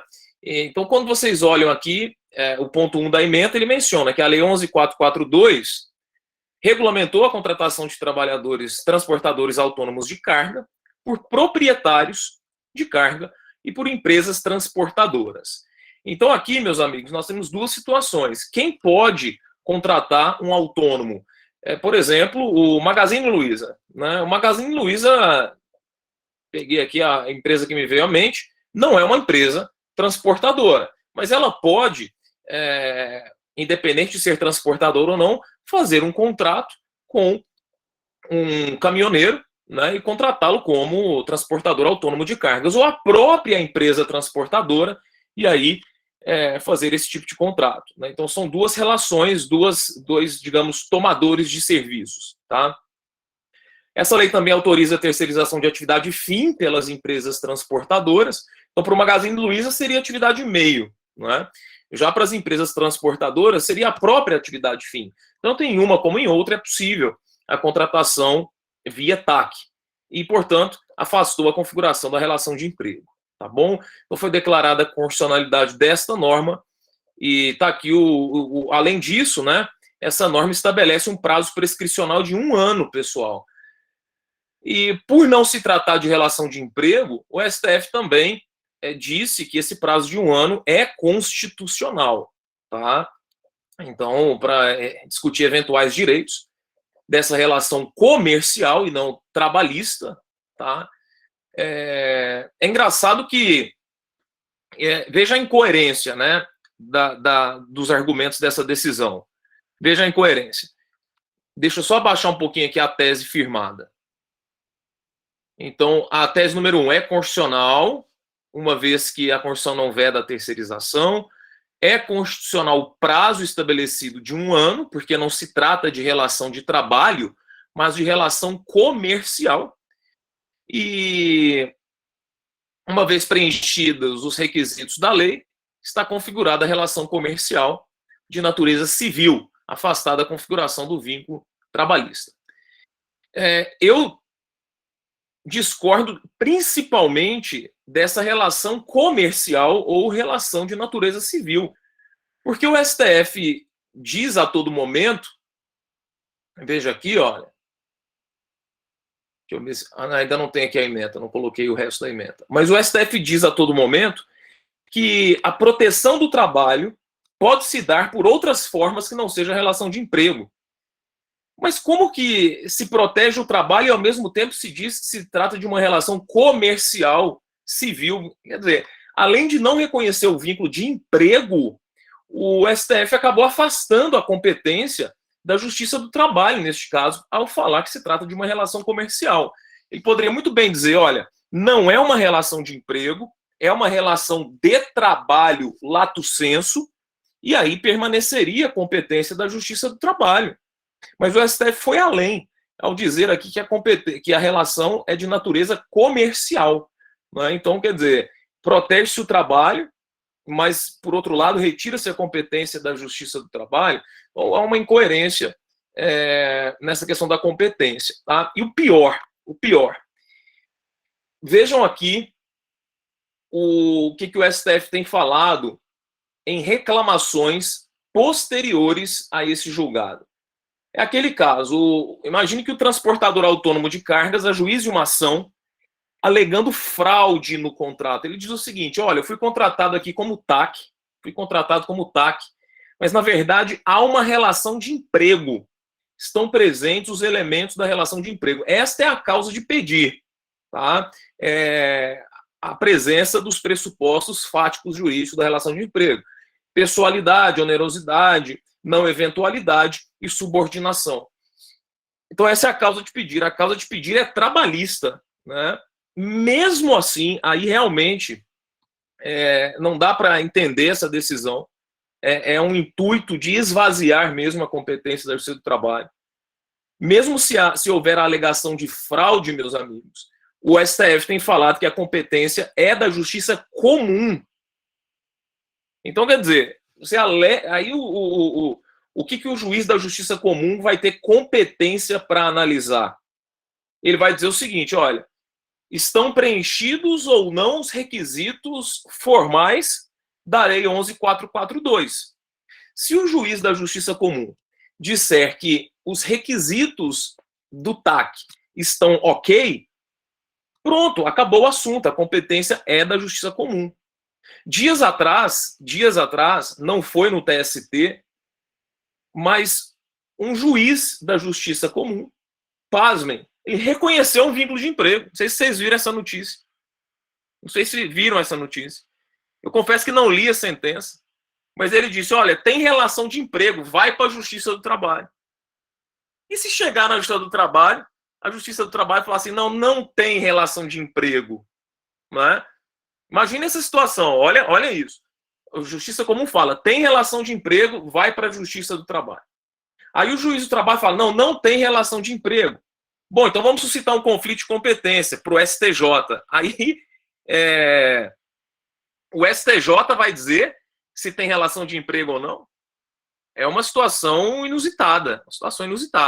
Então, nessa reclamação aqui, isso foi expressamente dito. Ó. Até a Rosa Weber foi vencida, né? A Rosa Weber sempre vencida nas questões trabalhistas. Vocês sabem que ela é oriunda do TST. Olha aqui, ó. As relações envolvendo a incidência da Lei 11.442 de 2007 possuem natureza comercial, motivo pelo qual devem ser analisadas pela Justiça comum. e não pela Justiça do Trabalho. Aí veja, ainda que em discussão a alegação de fraude à legislação trabalhista, consubstanciada nos artigos 2º e 3º da CLT, que são os artigos que definem empregado e empregador. Tá? Então, pouco importa a causa de pedir. Tá? Então, o que o STF estabeleceu que foi uma primazia da justiça comum para dizer se há ou não fraude na legislação trabalhista. Foi uma primazia, uma preponderância, digamos assim, uma preferência da justiça comum para dizer isso. O mesmo acontece, a Carol mencionou, quando se trata de servidor público. Servidor público. Exatamente. Exatamente. Você ajuiza uma ação dizendo, olha, fui contratado pela administração pública, mas eu estou alegando aqui fraude. Eu estou dizendo que tem... E eu sou empregado. Então, quer dizer, mesmo assim, o STF diz, não, a competência é da justiça comum, porque ela tem preferência para decidir essa questão. Tá? Então, realmente. foi um esvaziamento completo. E quando você pega essa ratio, esse argumento, isso se aplica para toda e qualquer situação em que a lei afasta o vínculo de emprego. Né? Por exemplo, o representante comercial, por exemplo. Representante comercial, salão parceiro, né? Tudo isso, por essa ideia, por essa lógica, por esse fundamento, vai tudo para a justiça comum. E eu já vi, por exemplo, o STJ decidindo e dizendo que tem competência para dizer se os requisitos do contrato de estágio estão cumpridos, né? O professor Luciano Martinez, por exemplo, citando aqui mais uma vez, entende que o contrato de estágio não é um contrato de trabalho, mas sim uma atividade em sentido estrito e, portanto, a competência seria do STJ. Né? E o próprio STJ entende assim, se eu alego que há um desvirtuamento do contrato de estágio, isso o STF nunca decidiu, tá? Mas o STJ entende que a competência é dele para dizer se houve ou não esse desvirtuamento. Porque estágio não é trabalho, segundo o STJ. Tá? Mas é essa lógica aqui. Tá? É essa mesma lógica. Deixa eu ver aqui se tem alguma... Na verdade, o que o STF está fazendo, né, Rafael, não sei se é a sua impressão, mas é a minha constatação, pelo menos, é que ele vem restringindo, na verdade, o inciso 1º do artigo 114. E é bom a gente lembrar que, pelo menos essa questão de servidor público, a interpretação do STF, ela foi retrocessiva, inclusive, em relação ao entendimento anterior à Emenda Constitucional 45 de 2004. Exatamente. Antes, quando você alegava o desvirtuamento do vínculo em comissão, por exemplo, dizendo que configurava vínculo de emprego, era da Justiça do Trabalho. Aí veio a Emenda Constitucional 45, foi ampliar, né? E o STF veio com entendimento retrocessivo, inclusive aquilo que era anterior à Emenda Constitucional 45. Realmente eu acho que não sei, é uma linha, né? A gente vê claramente uma linha aí de diminuição da competência da Justiça do Trabalho. Ótimo, pessoal. Então, próxima decisão é a questão da base de cálculo das pessoas com deficiência. Vocês sabem bem que o Brasil é signatário da Convenção de Nova York, que foi incorporada ao ordenamento jurídico brasileiro com status de emenda constitucional e, portanto, passou a fazer parte do bloco de constitucionalidade brasileiro, o bloco para parâmetro, né, de constitucionalidade. Então, é norma de natureza constitucional no sentido material. E o que aconteceu? Nós temos aqui uma lei de 86, que é a Lei 7573, que dispõe sobre o ensino profissional marítimo. No ano de 2015, foi introduzido nesta lei o artigo 16A, com a seguinte redação.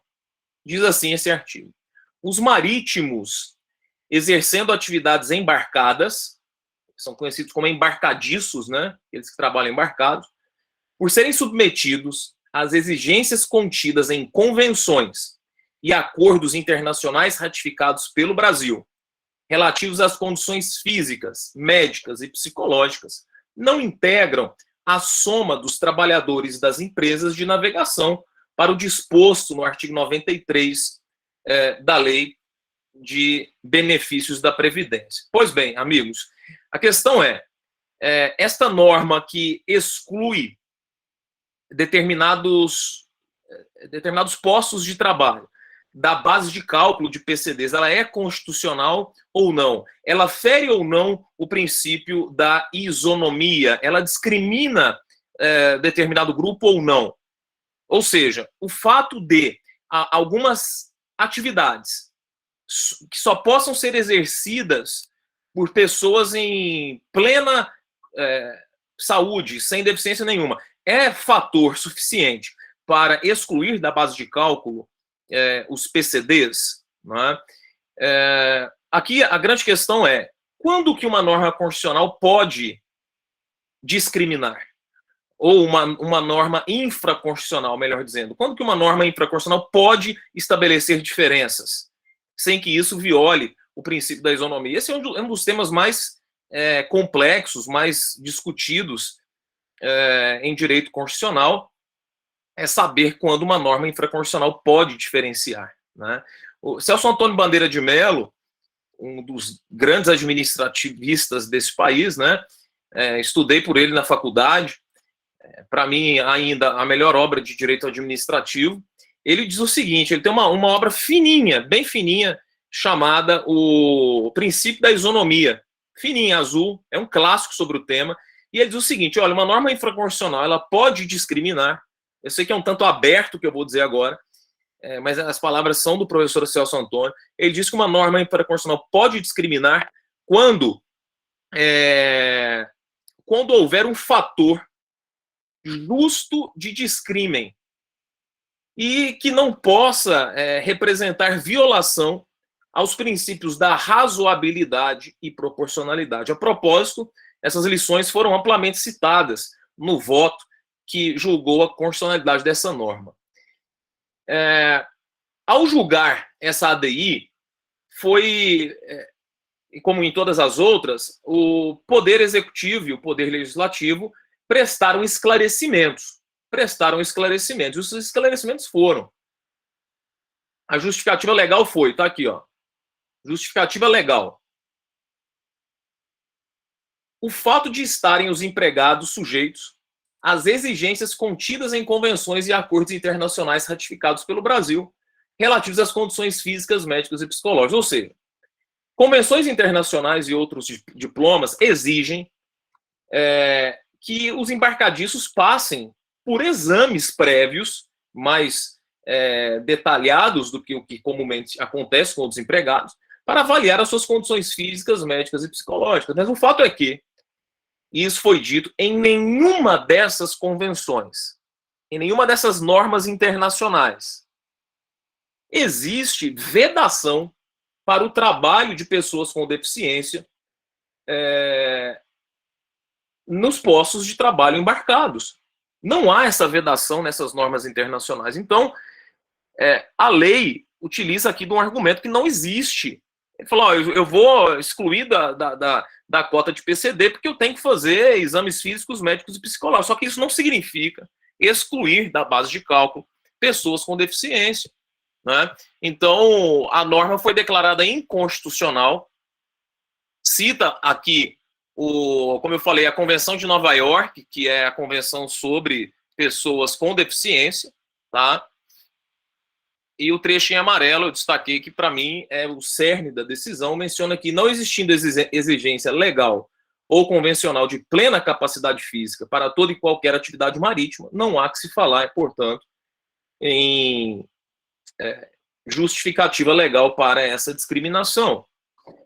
E ele vai além e diz, a eventual incompatibilidade entre determinadas atividades e certas limitações físicas não justifica a exclusão do trabalho marítimo do alcance da política pública de inclusão social dessas pessoas. Cita aqui a violação aos princípios da razoabilidade e proporcionalidade e menciona que se trata de uma diferenciação normativa discriminatória por também dificultar o acesso a essas pessoas ao trabalho, tá? E aqui a jurisprudência do TST, né? Já pacificada, no sentido de que é muito comum as empresas alegarem, quando tem ação sobre cotas, tá? É muito comum as empresas alegarem, olha, mas aqui os cargos são incompatíveis. Eu tenho, por exemplo, cortadores de cana. Eu não posso colocar na base de cálculo de PCDs cortadores de cana.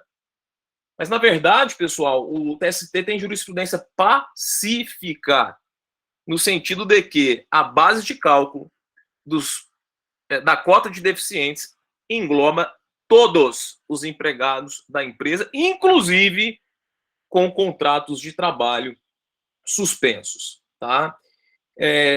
Há julgados também, por exemplo, afastando a possibilidade de se colocar para cumprimento de cotas trabalhadores com contrato intermitente, porque aí é fácil, né? Eu contrato lá 1.000 trabalhadores intermitentes, nunca os chamo para o trabalho, nunca os convoco e a cota está cumprida, né? Também sobre cotas é importante dizer que não se pode acumular cotas de deficientes com a cota de aprendizagem. Essa sim, algumas funções podem ser excluídas da base de cálculo, né? O decreto regulamentador trata muito bem disso. São as funções de confiança e outras, tá? Mas tratando de PCDs é impossível, não pode, não dá, o TST já decidiu. Pois não, Carol? Só complementando, né, além das funções comissionadas e tal, você tem as funções técnicas, né, que são as funções de confiança, e aí as funções técnicas ou superiores, né, de nível superior. Perfeitamente. Então, pessoal, essa questão sobretudo após a Convenção de Nova York, as pessoas com deficientes são plenamente capazes, né? E a empresa deve oferecer aí aquilo que nós chamamos de adaptação razoável. Adaptação razoável. E aqui, Carol, quero compartilhar com o pessoal algo que acontece bastante, e as empresas usam alguns subterfúgios para não cumprir essa cota. Por exemplo, eu vi esses dias, não vou citar aqui o nome da empresa por questões éticas, né? Mas é o seguinte: a empresa ela faz lá um monte de folder. Olha, eu fiz palestras, eu treino a minha equipe para não discriminar e tudo. Só que aí o que aconteceu? Foi até um inquérito aí do Ministério Público, e vocês sabem que a maioria dos inquéritos são públicos, né? Dos inquéritos civis, e para fins acadêmicos eu estava pesquisando sobre cotas e acessei um desses inquéritos. E aí, veja lá, a empresa dizia assim: eu tenho feito de tudo para cumprir a cota de deficientes. Aí o que é fazer de tudo? Fazer de tudo é fazer uma publicação no Instagram, fazer um anúncio no jornal de 3 em 3 anos, aí ela junta lá, não, eu tenho anúncio no jornal e tudo, manda um ofíciozinho ali para a INSS e pronto. Aí beleza. E faz convênios aí com algumas instituições de deficientes. Só que aí, veja, a Convenção de Nova York, amigos, ela proíbe, em seu artigo 34, a exigência de qualquer qualificação para deficientes. A não ser que a natureza da atividade assim impõe. Por exemplo, eu vou contratar um médico. Bom, aí o cara tem que ter diploma, é óbvio. Mas eu vou contratar, por exemplo, uma recepcionista. Tá? Eu não posso, no anúncio ou no momento de fazer a seleção desse empregado, exigir qualificação do deficiente. Eles pedem, né, Rafa? Por exemplo, eu preciso da recepcionista, mas ela tem que ser bilíngue.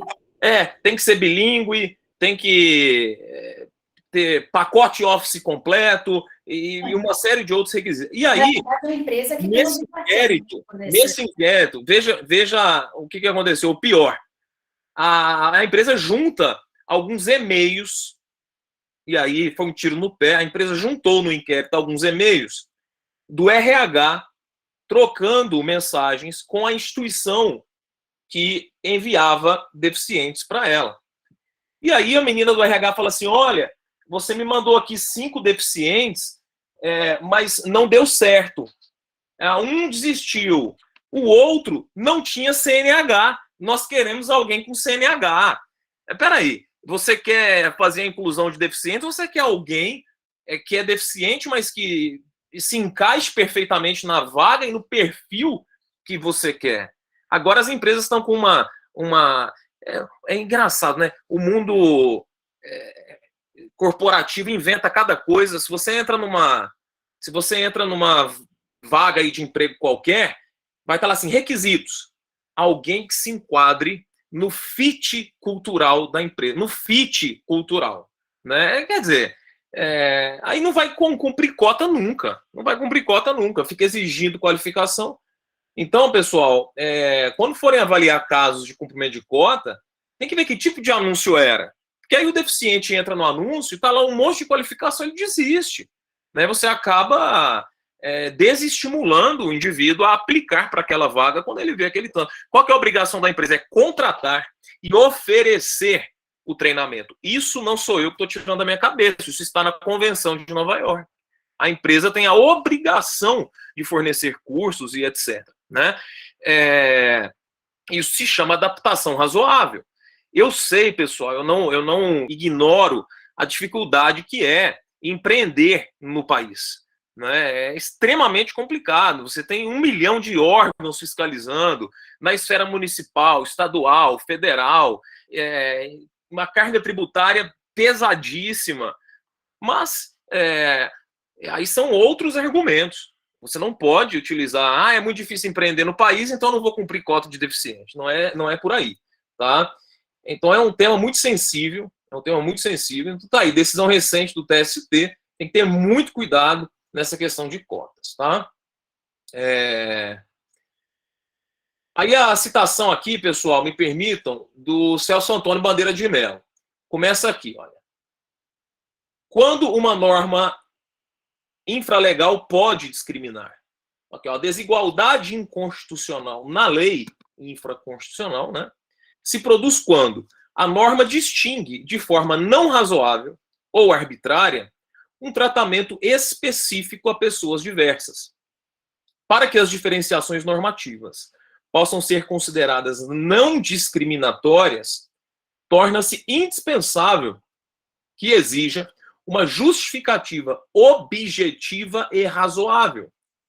São conceitos abertos, né? De acordo com critérios e juízos valorativos genericamente aceitos. E um pouco mais adiante ele menciona: assim, os tratamentos normativos diferenciados somente são compatíveis com a Constituição quando verificada a existência de uma finalidade razoavelmente proporcional ao fim visado. Então aqui o nome da obra que eu citei, Princípio da Isonomia, um livro fininho, baratinho, vale a pena. Tá? Então é isso sobre cotas, tá? Essa decisão do STF acaba refletindo e reafirmando a posição correta do Tribunal Superior do Trabalho ao entender que todos os cargos devem ser levados em conta. Tá bom? Decisão recente essa do STF, salvo engano, do ano passado. Deixa eu ver aqui. 2019. O tempo está passando muito rápido. 2019. Parece que foi ontem esse julgado. Certo? Alguma dúvida, pessoal? Alguma questão? Não, só a Fernanda dizendo que o livro é maravilhoso. É muito bom mesmo. Vamos em frente agora. Essa aqui é muito comum. Tá?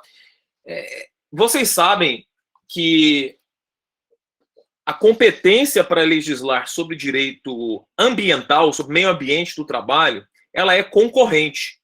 Tá? Ela é concorrente. Então aqui a situação é de uma lei estadual que estabelece medidas sobre meio ambiente do trabalho. Essa posição é bem pacífica no STF, embora entre os atuais ministros haja uma pequena divergência.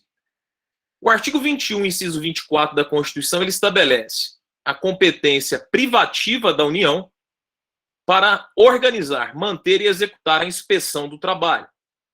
Já o artigo 24 fala da competência concorrente, aqui são competências administrativas, tá? legislativas para legislar sobre proteção e defesa da saúde, proteção do meio ambiente e controle da poluição. O que acontece? Dentro dessa palavra aqui, meio ambiente, o STF tem conferido uma interpretação restritiva e entendido que União, Estados e Distrito Federal podem legislar sobre o meio ambiente, exceto do trabalho. Exceto do trabalho. Então, todas as normas ambientais estaduais, em princípio, são válidas, né, são constitucionais, desde que não fale nada sobre direito do trabalho. Não fale nada sobre direito do trabalho. Eu coloquei aqui, e aí vocês aí no TRT5, obviamente, podem ser chamados a decidir um caso incidentalmente, né, incidentalmente. Um controle de constitucionalidade difuso. Eu acabei de lembrar aqui, só voltando ao tema anterior de cotas, o Senado aprovou, a semana retrasada, não sei se vocês viram, a Silvia está aqui, quero até saber a opinião dela, aprovou semana passada uma nova cota, a cota para mães solo. Não sei se vocês viram. E aí eu até discuti com a Carol, essa norma é constitucional? Né? Uma cota para mães solo. Todas as empresas com mais de 100, aí ela fala empregados, né? Não diferenciando se é mulher ou homem, vai estar obrigada a cumprir 2% das vagas com mães solo. Ou seja, a antiga, né, uma expressão que já caiu em desuso, a mãe solteira, né, o pessoal falava. Não se utiliza mais essa expressão. E aí eu fico pensando na constitucionalidade dessa norma. Né? As cotas raciais, o STF já disse que é constitucional, cota de deficiente, cota de aprendiz, e a cota da mãe solo? Será que o STF vai dizer que é constitucional ou não? Veja como o tema é complexo. Né? Depois, se a Silvia quiser falar aí, se ela está ouvindo. Mas, enfim, vamos em frente. Aqui, então, veja a lei estadual. Foi uma lei do Rio de Janeiro, tá? Eu estou ouvindo, posso falar? Pode. Já cheguei aqui no meu quarto. Estou aqui os professores da LGPD aqui já estão vendo tudo a minha casa. Olha só, eu escrevi até um artigo sobre isso, Rafael, sobre políticas afirmativas, né? Sobre ações afirmativas nas empresas, por conta daquela história toda, no final de, acho que foi 2020, nessa época de pandemia, a gente se confunde os anos, né? A gente não sabe mais o que é 2020, 2021, 2019, eu pelo menos confundo tudo. E com a história lá do Magazine Luiza, da Baia e tudo mais.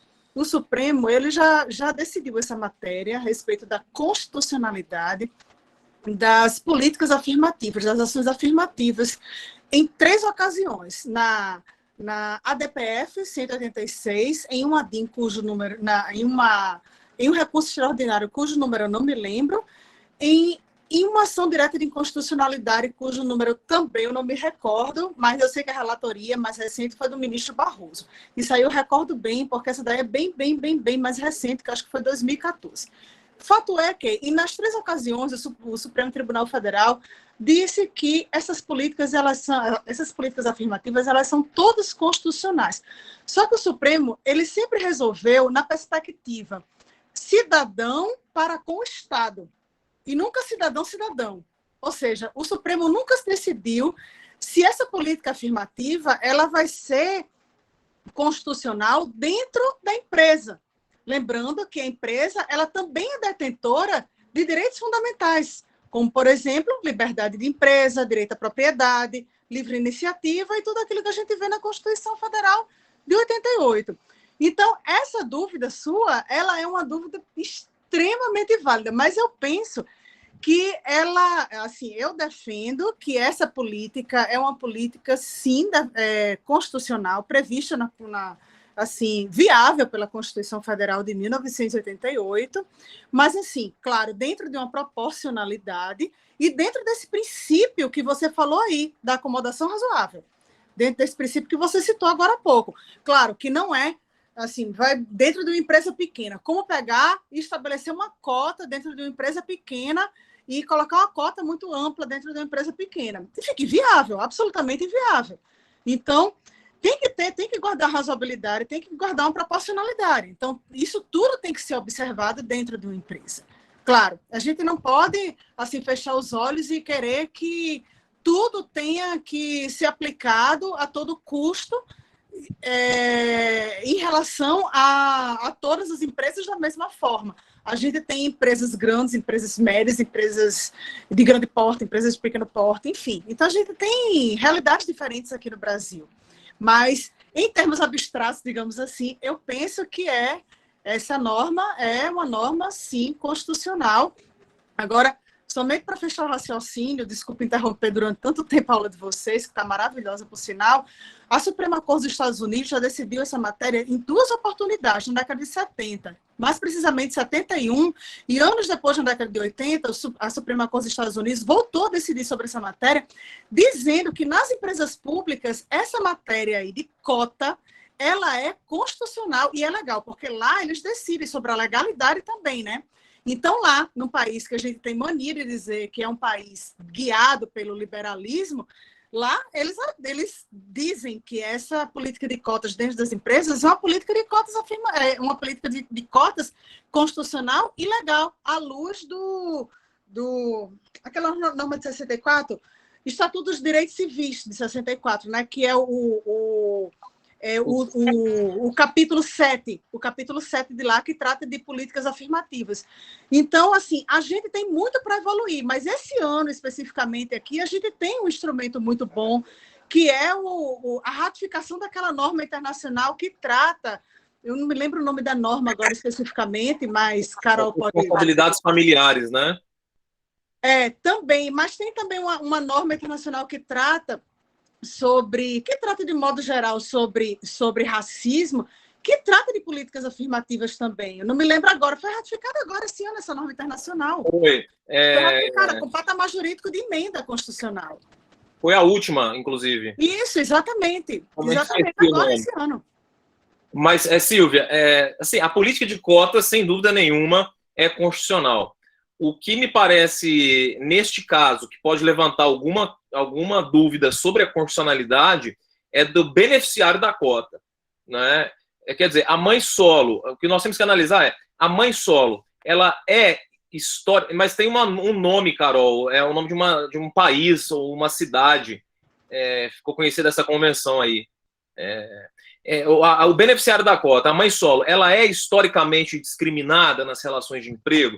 E aí, se for evidenciado, possivelmente o projeto de lei, ele tem esses números, eu confesso que não olhei, mas se for evidenciado por estatísticas, por números, que a mãe solo, ao longo do tempo, sofreu e ainda sofre esse tipo de discriminação, sem dúvida nenhuma, entendo também constitucional a norma. Agora, eu só poderia opinar em relação a isso com base em números, estatísticas, e eu não conheço, mas concordo aí com a constitucionalidade das cotas, e neste caso da mãe solo, a partir de elementos fáticos, também seria possível defender a constitucionalidade. Tem uma pesquisa, Rafael, publicada o ano passado, foi até publicada na revista Crescer, foi até bom você falar sobre isso que eu me lembrei.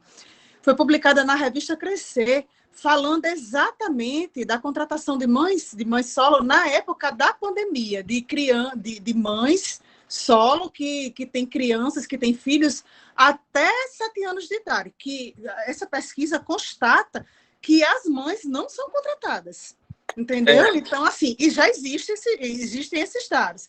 Se esses dados são suficientes ou não para comprovar a razoabilidade disso, enfim, só o tempo dirá. Deixa eu sair aqui, tá bom? Obrigado, Silvia. Aí, pessoal, quem quiser um livro bom de direito constitucional do trabalho, fica aí a indicação, saiu do forno esses dias, curso de Direito Constitucional do Trabalho pela LTR, 2 autoras muito conceituadas, Rosângela Rodrigues Lacerda, que é minha colega, vos acaba de falar aqui, doutora Silvia Teixeira do Vale. Eu estava vendo o sumário, excelente, e aconteceu algo engraçado, né? A LTR, eu comprei um livro, Eu não sei o que aconteceu, que na hora de alguém digitar lá a nota fiscal, digitou 11. Então eu tenho mais 10 livros, agora eu vou ter que mandar para a LTR de volta. Eu vou mandar o preço do frete aí para a Silvia. Tô brincando, viu, Silvia? A LTR disse que vai custear aí. Bom, mas aqui, pessoal, veja a lei estadual do Rio de Janeiro. Diz o seguinte, artigo 1º. Só será permitido o revestimento, o uso de tintas e pinturas anticorrosivas no território do Estado do Rio de Janeiro, mediante a comprovação, junto aos órgãos competentes, de atoxicidade para a saúde do trabalhador e para o meio ambiente.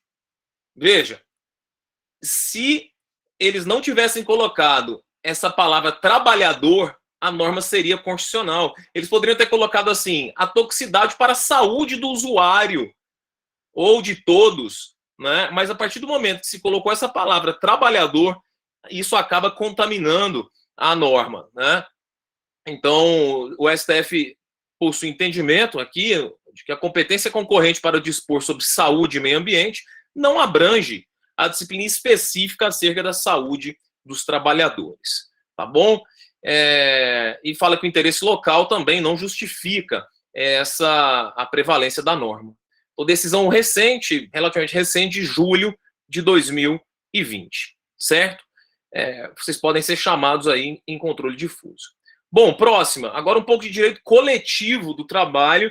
A última decisão que eu vou comentar hoje foi a constitucionalidade do artigo 522 da CLT e sua correlação com a súmula 362 do TST. O 522, então, ele diz o seguinte, que a administração do sindicato será exercida por uma diretoria constituída de, no máximo, 7, no mínimo 3 membros, e de um conselho fiscal, composto de 3 membros eleitos pela diretoria, pela Assembleia.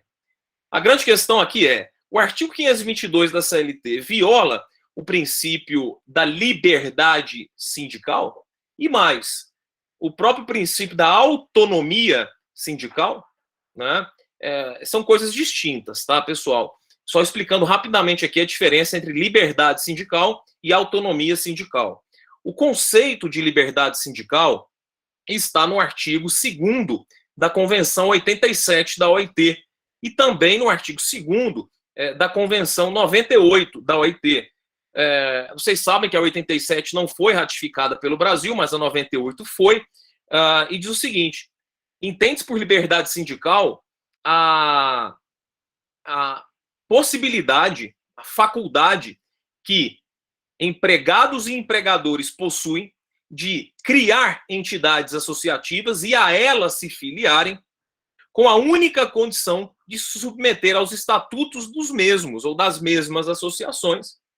Este é o conceito de liberdade sindical, o conceito que está na Convenção da OIT, ou seja, é a possibilidade de criar entidades e de se filiar a elas, e também aí a liberdade sindical positiva e o direito de se desfiliar ou extinguir a associação, liberdade sindical negativa.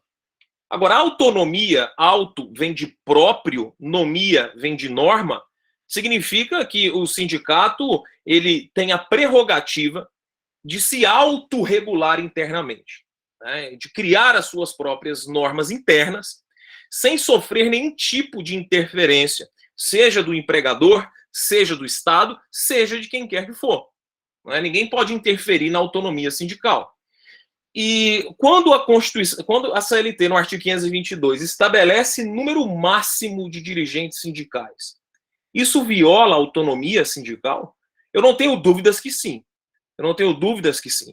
Né? Imagine, por exemplo, um sindicato que possui 10 mil associados. Uma diretoria de 7, obviamente, não vai dar conta do serviço. Então, o que o STF falou? A questão aqui se referia não ao número de dirigentes, mas sim à limitação da garantia de emprego. O STF disse, olha, o sindicato pode ter quantos dirigentes quiser. Pode ter 1000 dirigentes. Não tem problema. Agora, a garantia de emprego, não. Essa essa o legislador infraconstitucional pode limitar. Há um problema nessa decisão, que é justamente esse caso de um grande sindicato, um enorme sindicato que tem muitos associados e muitas vezes com uma abrangência territorial muito extensa.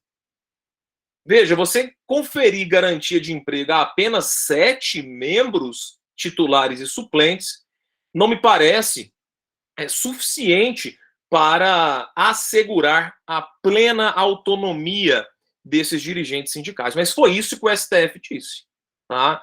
Então, é constitucional a limitação da garantia de emprego. Agora, o sindicato, meus amigos, eles podem ter quantos dirigentes quiserem. Isso é tranquilo. Tá?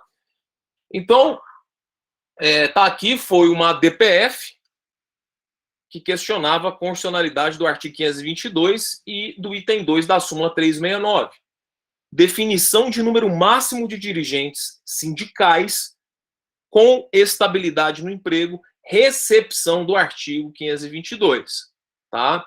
Então, decidiu o STF que a previsão legal de número máximo de dirigentes sindicais não esvazia a liberdade. Para mim, esvazia. A depender do tamanho do sindicato, esvazia. O que a lei deveria ter feito é estabelecer parâmetros. Olha, de tantos a tantos associados, X dirigentes sindicais terão garantia de emprego. De tantos a tantos associados, X mais 10. Então, esse parâmetro não existe. Então, você pode ter um sindicato com 10 associados que vão ter 7 dirigentes sindicais com garantia de emprego. Você pode ter um sindicato com 1.000 associados e serão os mesmos 7. Né? Então, você acaba violando, ao fim e ao cabo, o próprio princípio da isonomia. Né? É óbvio que aquele sindicato com menor número de associados terá melhores condições para defender os direitos da categoria, já aquele enorme possivelmente terá dificuldade. Né? Lembrando que o foro sindical, essa expressão foro sindical, ela designa a impossibilidade de represálias pelo empregador, sobretudo pelo empregador, quando o dirigente sindical ele entra em conflito na busca de interesses da categoria, tá bom? Então é isso, decisão de junho de 2020, tá aí a tese firmada. Agora, não confundir com a questão do número, simplesmente. Agora, veja. Isso é muito comum na prática. Não sei se os senhores já se depararam com situações nesse sentido.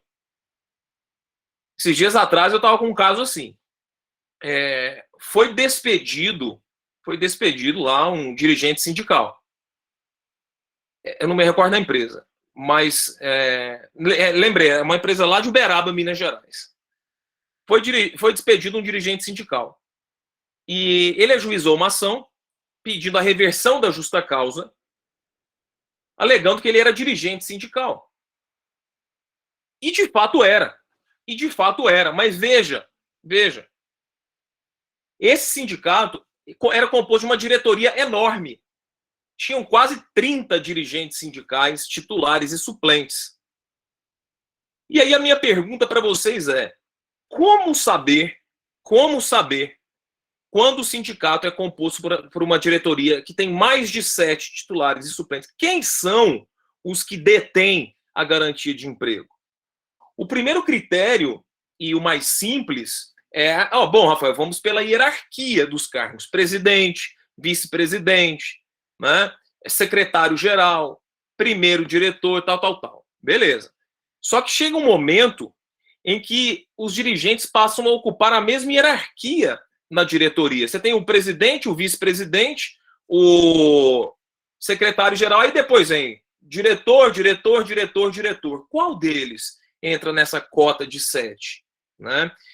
Então vamos lá. Primeiro critério, você vai pela hierarquia. Se a hierarquia estiver bem definida, está resolvido o problema. Segunda hipótese, quando a hierarquia não está definida.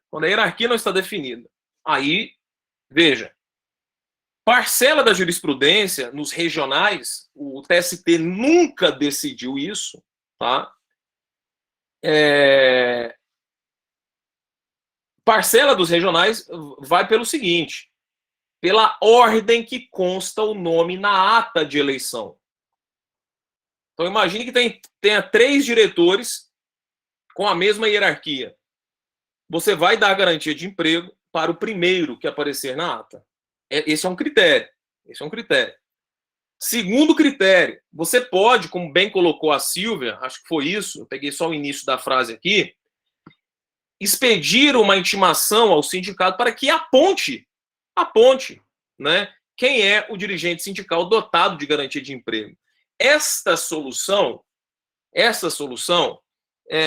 para mim, é a terceira solução. Por quê? Primeiro, você vê a hierarquia. Não tem como descobrir pela hierarquia. Me parece melhor ir pela ordem da ata, porque assim, senão fica fácil. O sindicato fala assim, não, vamos esperar alguém ser despedido, e aí a gente aponta. Né? A gente aponta. Quando for despedido, aponta. Aí vai ficar muito cômodo para o sindicato. Né? Bom, não vamos indicar não aqui. A gente fica aqui com uma garantia de emprego em potencial para todo mundo. Né? E aí, se alguém for dispensado, a gente aponta ele. Por isso que eu não gosto, eu uso esse critério como o último dos critérios. Né? Então, primeiro vai pela hierarquia, depois vai pela ordem da ata. E aí, se realmente... aí não tem como, tem que ter a ordem na ata. Né? E se uma outra solução seria realmente pedir para o sindicato apontar, mas eu acho que essa solução daria espaço a abusos por parte do sindicato. Tá? Beleza. Bom, pessoal, a última decisão que eu tinha selecionado para hoje, mas eu vou acabar deixando para o encontro seguinte, é sobre a constitucionalidade. Isso vai acabar envolvendo, de novo, terceirização da norma inscrita no artigo 129 da Lei 11.196 de 2005. Tá? Este acórdão aqui não foi publicado ainda, né? Não foi publicado ainda, mas diz respeito à possibilidade de contratação para fins fiscais e tributários de PJ. Tá? É aquela decisão toda, o STF liberou a pejotização. Não é bem assim, não. Mas eu vou deixar para a próxima aula, porque a gente vai analisar o artigo, vamos analisar trechos do acórdão e vamos analisar, inclusive, reclamações recentes. Tá? Então, na próxima aula, de minha parte, Carol, a gente volta aqui nessa norma da Lei 11.196, a pejotização para fins fiscais. Tá bom? Não vou introduzir agora o tema, realmente porque não daria tempo. Né?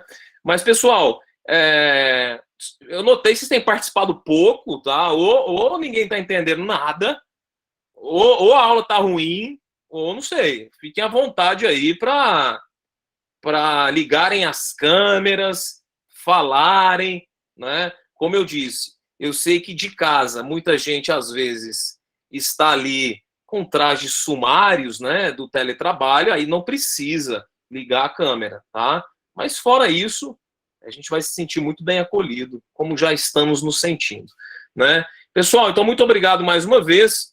Nos vemos na quinta-feira próxima. Eu passo a palavra a Carol. E aí, a Silvia já mostrou o quarto, é verdade. Tá? Beleza, pessoal. Gente, obrigada, então, por tudo aí, pela companhia, pela atenção de vocês. A gente recebe sempre as sugestões, as críticas, né? Então, por exemplo, eu quero tal decisão comentada, a gente comenta, tá? Fiquem absolutamente à vontade, com dúvida, para ligarem o áudio também, debaterem o assunto com a gente. Então, brigadão mesmo, um beijo grande aí para todo mundo, abraço, Silvia, beijo especial para você, e até a nossa próxima quinta aí, se Deus quiser. Até mais, gente. Obrigada.